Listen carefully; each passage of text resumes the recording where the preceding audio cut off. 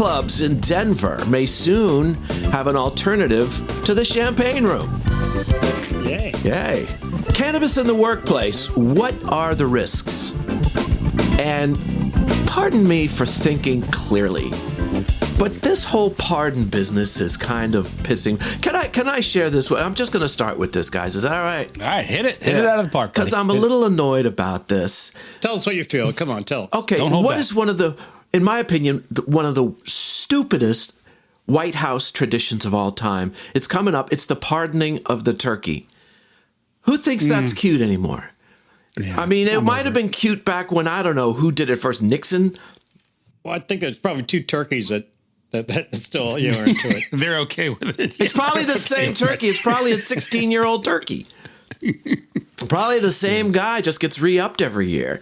Right, yeah, he lives in the basement. They just bring him out once a year. Yeah. Happy Thanksgiving, everybody, by the way. Yeah, it's happy Thanksgiving. And I don't mean to start off the season on a sour note, but here's the point. Who pissed in your cornflakes? Well, Joe Biden did, in a manner of speaking. He, he's usually pissing his pants, but that's a different story.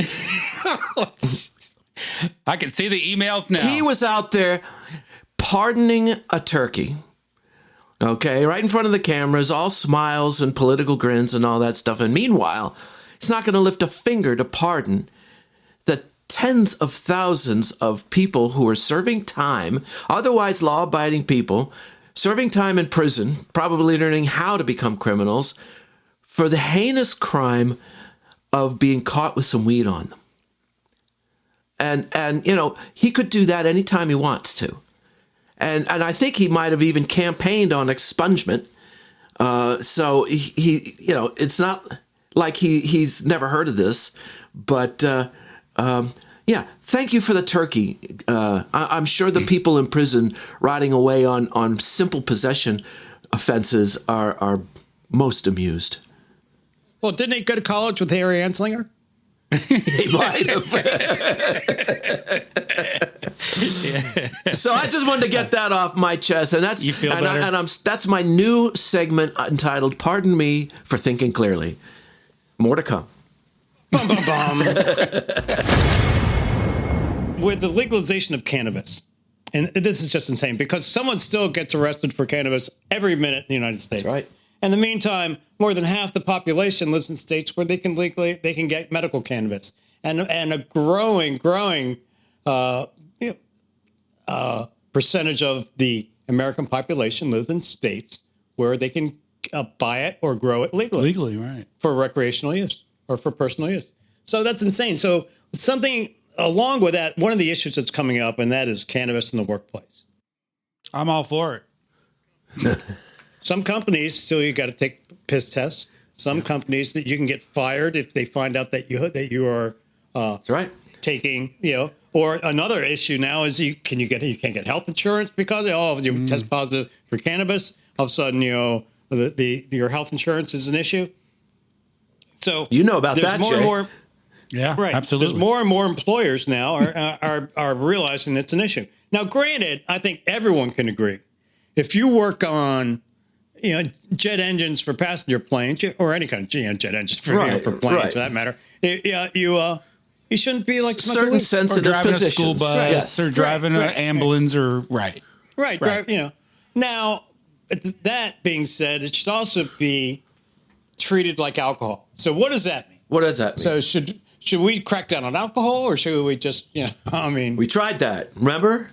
Well, be more lenient. But I think maybe some companies in some areas, those school bus drivers are, coming in hungover. Well, we're seeing more and more jurisdictions, Andrew, that are starting to not test for cannabis. They test for other drugs, with the exception of the safety related jobs. School bus drivers are like we said, train operators. Yeah, exactly.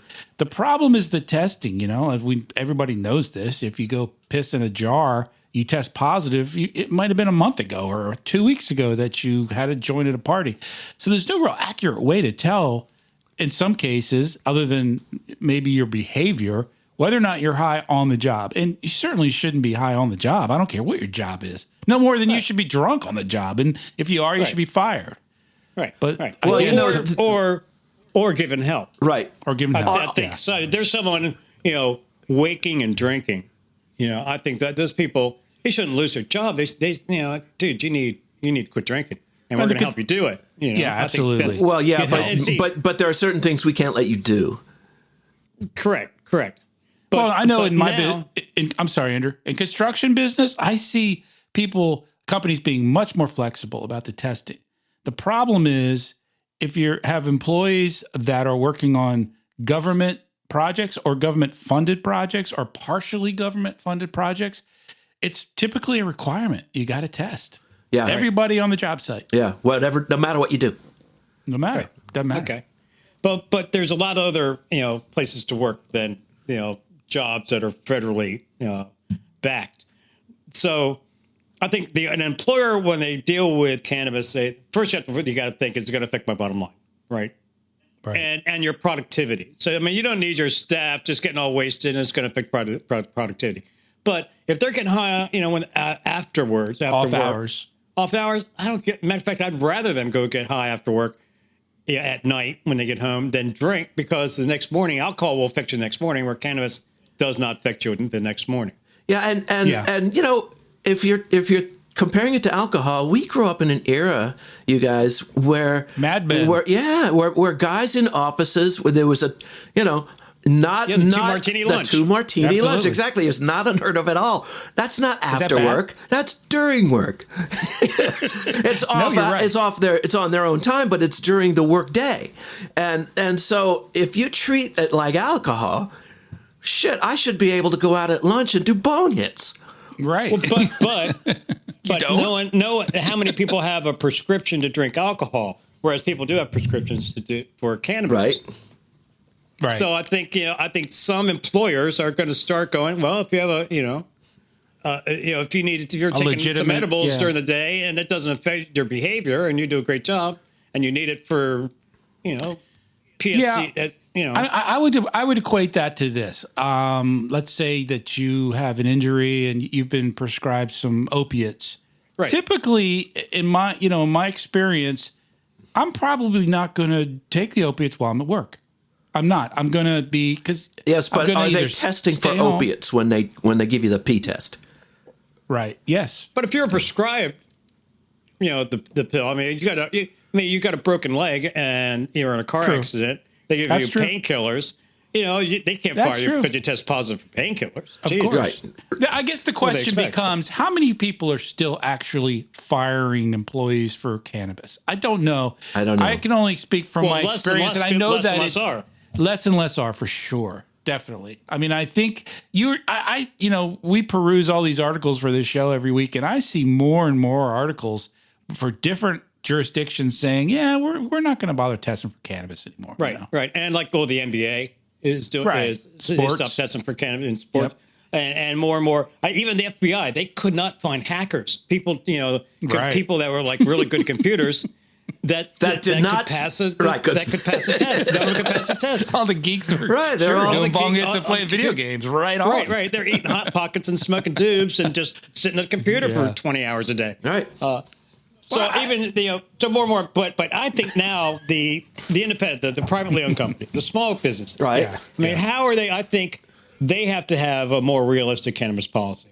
And just like as we were talking about how in some areas property values can be affected by the legalization of marijuana, because now you've said we've done the stories that more people are inclined to move to areas where marijuana is legal than not, right?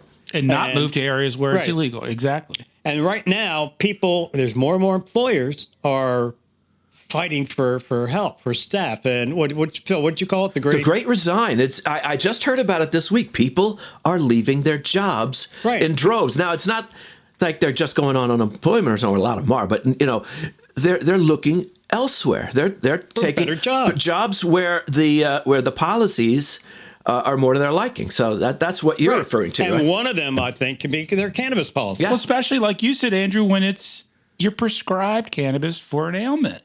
Right. I mean, it's a medicine your doctor's telling you to take, and now my employer's going to fire me for taking my medicine. It doesn't make sense. Yeah. So right. I think that if more and more employers had a realistic policy about cannabis and saying, talking about it. Man, you guys get high all you want. At home, just don't get high on the job. That's Just great. like Booze, yeah. Right. Yeah.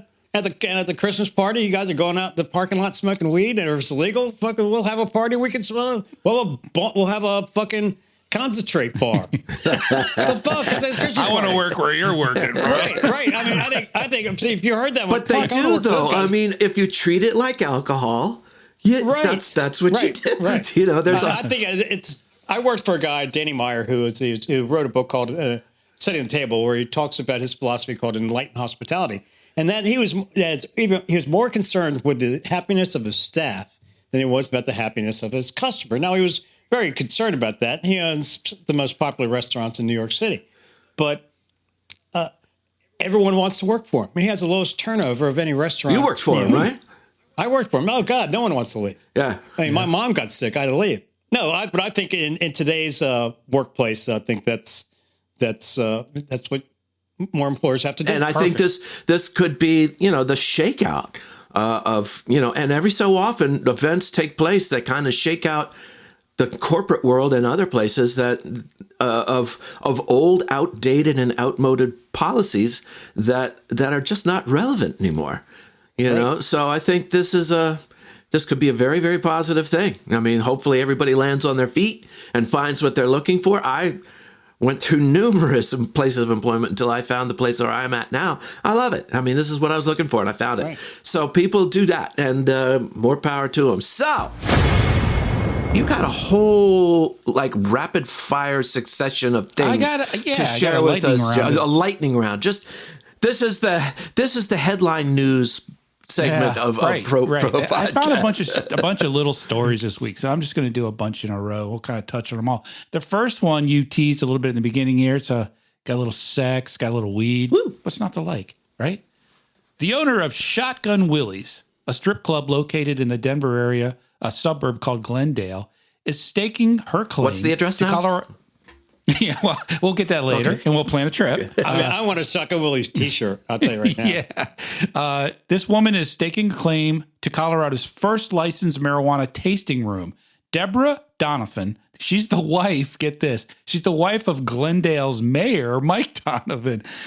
She co-owns Shotgun Willie's, which is a titty bar, and a place called T-Bar. Guess what that is? And the Smoking Gun Apothecary, which is. They're all located in a little run together, apparently, in this area.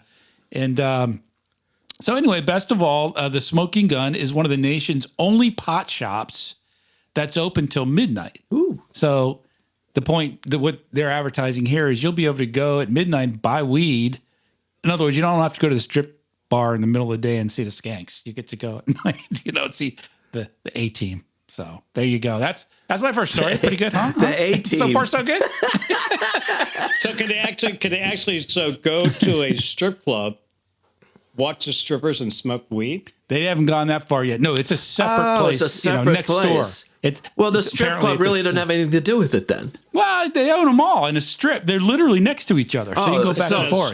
A strip. It's literally in a strip mall. mall. Literally in a strip mall. Okay, that's cool. Let's move on from Colorado to New York. All right. Regulators with New York Cannabis Control Board issued proposed regulations to govern home cultivation of medical marijuana last week, following through on a provision of the state's comprehensive cannabis reform legislation, which was passed earlier this year.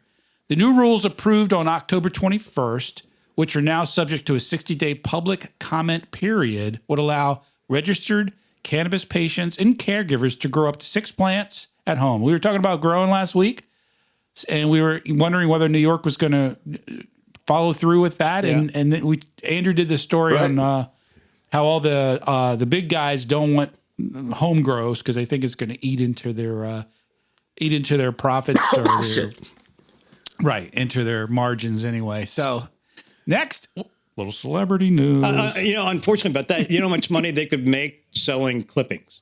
That's true. Right. That's true. Yeah. See, they got to listen to you, Andrew. You need to be on the corporate board here of these verticals. Okay. Mike Tyson, who we've covered many times. Mike Tyson. I like him. So Tyson says that he nearly died the first time he smoked toad venom. You ever heard of smoking toad venom? I've heard of licking toads. Yeah, no, I guess it's the same idea. I never licked one. Yeah, apparently this stuff was made popular in the press recently due to one gentleman by the name of Hunter Biden. Apparently he bragged about that in his book. He likes to smoke toad venom. Tyson, 55-year-old former heavyweight champion turned cannabis entrepreneur, said he has ingested the venom more than 50 times. There have been days he has smoked as many as 3 times. Toad venom is illegal. It's a Schedule I drug, and we don't recommend that here on this show. You know, Mike Tyson never was the sharpest tool in the shed. Either one of you guys partaken in toad venom by chance? No. Not voluntarily. No. Toad venom. What the fuck, man? I know. That's just bizarre. Right. I think even back in the day when I was trying pretty much everything, you know, I don't think I would have. I thought I would have stopped and thought real long and hard before I smoked any fucking toad. You know, it's like, you know, hey man, let this snake bite in the face. You get really stoned. Yeah, no, I'll pass. No, thanks.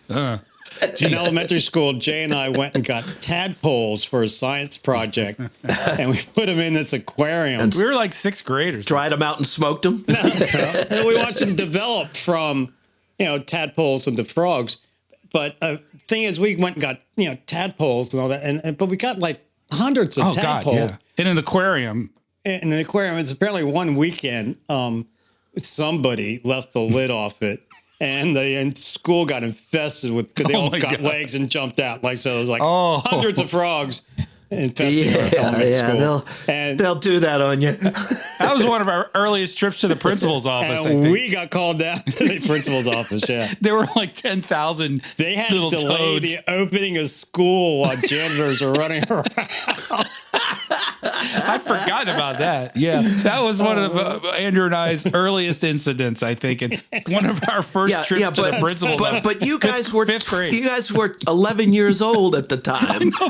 Mike Tyson, what's his excuse? 10. I know he's 55. Yeah. All right, you ready for this? I'm going to test your all's knowledge here. All right, cannabis is now in the top 10 earning crops for farmers in the United States. Oh, nice. All right. So where do you think they are in the 10? In other words, are they number 1? Are they number 10? Well, it's a cash crop? Yes. I'll say 7. Andrew. Well, how's it judged? Is it judged by Cash. total by cash? The amount of cash spent That's on right. that crop? Generated by the crop. Wholesale value. Right. Wholesale value. So it's going up against, we're talking wheat and corn. Bingo. Where do you think it is, though? 1 to 10. It's going to be, $25 billion this year? Cannabis is now America's 5th most valuable crop. Wow. Earning farmers, you ready for this? $6.2 billion Nice. annually. So ahead of that is corn, soybeans, hay, wheat. And then it's cannabis. Then it's cotton, rice, peanuts. So cannabis has moved to number 5. It's not even legal everywhere. Right. Yeah, more than rice. More than rice. I mean, of course, a lot of who rice doesn't isn't like grown in rice? the U.S. And this is the legal market. Yeah, of course. Yeah, This absolutely. doesn't even take into account the black market, which is more. Yeah. So tip of the iceberg. And of course, part of that is, if you think about it, cannabis wholesale is selling for how much a pound? I don't know. Hundreds, I'm thinking. I don't know. And, It's corn, probably I think it was like $2,000, $2,500 a pound. so corn is literally, 75 cents or something. So, I mean, that's part of the reason. A much smaller crop is going to yield you much higher dollars. Right. So, anyway, that's, and finally, I've got a story here about a police department in Minnesota. It's the Egan Police Department. And a citizen. I've been to Egan, Minnesota. You have? Why? Company I worked for was headquartered in Egan, Minnesota.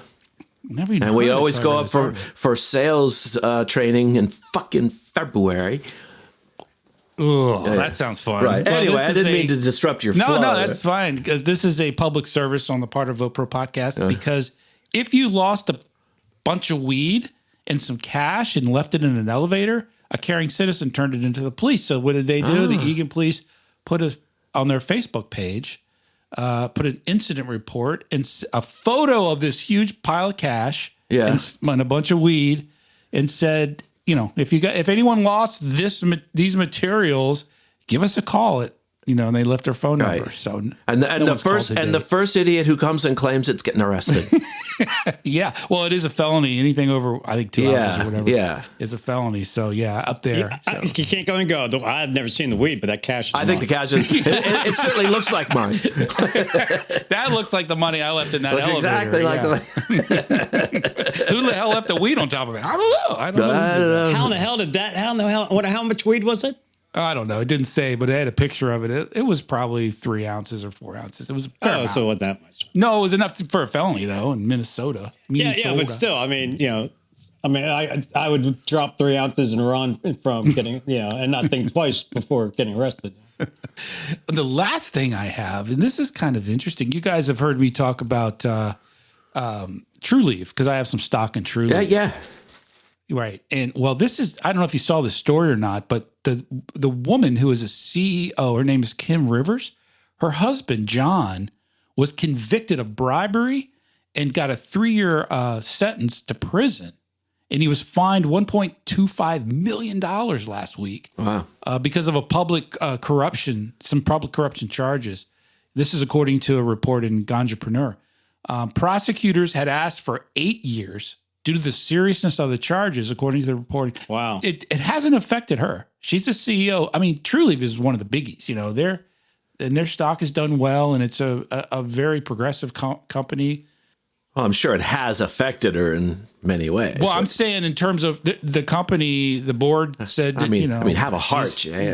Woman's distraught. It says here, he bribed House Representative Halsey Beshear, a Republican, to insert language into Florida's medical cannabis bill requiring nurseries to be businesses for 30 years prior to submitting a medical cannabis license.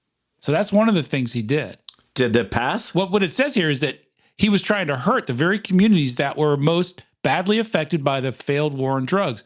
The language in the law effectively locked out many Black-owned businesses from applying for licenses. So in other words, he put language in that says you have to have been in business for 30 years in order to get a license. In order to compete with us. So I think he got at least what he deserved. I hope so. I mean, that's just nonsense. Correct. So that's it for my lightning round. That's all I got. Moving from Minnesota, across the border into Canada. This is just a real quick thing. We were talking about, coming to work stoned or not coming to work stoned, obviously, and the problem with people like bus drivers. Well, Canada's legalization, apparently, according to a survey recently, has not increased traffic injuries at all. It is not associated. This, according to a paper, and that's adult use nationwide. Adult use nationwide. According to it was published in the journal Drug and Alcohol Dependence, and these were researchers. They wanted to, because people have been claiming that this is going to be a problem. Well, their findings was not associated with evidence of significant post-legalization changes in traffic injury or emergency department visits in Ontario or Alberta among all of the drivers or the youth drivers in particular. So you can say about all the drivers and you can segment out just the youth drivers, still not associated with any changes in traffic injury. So I think there's another one we can put to rest. Yes. I have a theory. My theory is that when they legalize weed, they can look at all the people who are going to start smoking weed and go and start driving, where in reality, when they legalize it, the only thing that happens is the people who smoke pot are just buying it legally instead of illegally. Yeah. So the number of people, when they legalize pot, the number of people smoking pot really doesn't increase that much. That's right. Right. Which really doesn't, because people who are smoking pot are already smoking pot. Yeah, which speaks to another myth that people seem to harbor, that making it illegal is going to prevent anyone from getting anything that they want to do. All it does is change the way they. Yeah, they just go from legal to black market. They're still gonna, and they don't benefit from purity standards and rights protections and stuff like that. Right. That's the only difference. Don't put any money into the tax coffers. Yeah, It's taxed. Okay, and yeah. It's a Well, safer that's product. And it's a safer product. Right.